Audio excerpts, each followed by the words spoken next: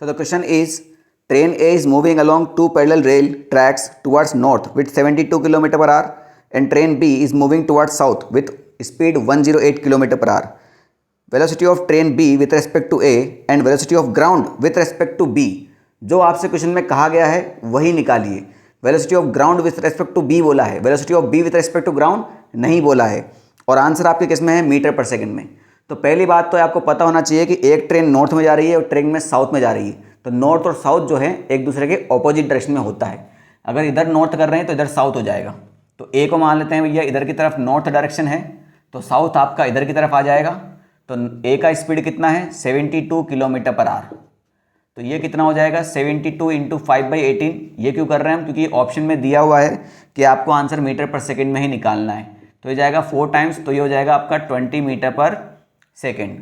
Velocity of B train कितना है बेटा आपका, 108 किलोमीटर पर आवर. ठीक है, तो ये हो जाएगा 108 इंटू 5/18. ये जाएगा आपका 6 बार, तो 6 5 जा 30 मीटर पर सेकेंड. ये है वेलोसिटी ऑफ ए, ये है वेलोसिटी ऑफ बी. तो पहला हमें निकालना है velocity of B with respect to A. तो हमें निकालेंगे velocity of B with respect to A. तो इसको क्या लिखते हैं हम, velocity of B minus velocity of A. और ये दोनों वेलोसिटी किसके रेस्पेक्ट में होती है, ग्राउंड के रेस्पेक्ट में. ठीक है, अब देखिए नॉर्मल सा सिंपल सा कंसेप्ट है, फॉर्मूला लगाने की जरूरत नहीं है. कंसेप्ट क्या होता है, अगर दो ऑब्जेक्ट सेम डायरेक्शन में मूव कर रहे हैं तो उन दोनों की वेलोसिटी घट जाती है, और दो ऑब्जेक्ट ऑपोजिट डायरेक्शन में मूव कर रहे हैं तो उन दोनों की वेलोसिटी जुड़ जाती है. तो ये दोनों क्या कर रहे हैं भैया, ऑपोजिट डायरेक्शन में आ रहे हैं, यानी इन दोनों की वेलोसिटी क्या होगी, जुड़ेगी. मगर ध्यान से देखिए भाई, आपका आंसर -50 भी है और 50 भी है. अगर आपने थोड़ा सा भी वेक्टर में ऊंच नीच करी तो आपका आंसर गलत आ जाएगा. तो वेक्टर में ही जोड़ना ज़्यादा ईजी रहेगा.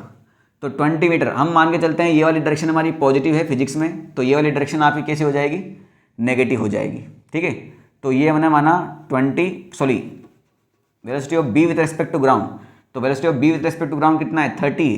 तो इसको हमने क्या माना है, नेगेटिव. तो ये हो जाएगा -30, माइनस आ गया फॉर्मूले का. और ए विथ रेस्पेक्ट टू ग्राउंड कितना है, 20. ये डायरेक्शन पॉजिटिव है तो ये आ जाएगा आपका 20.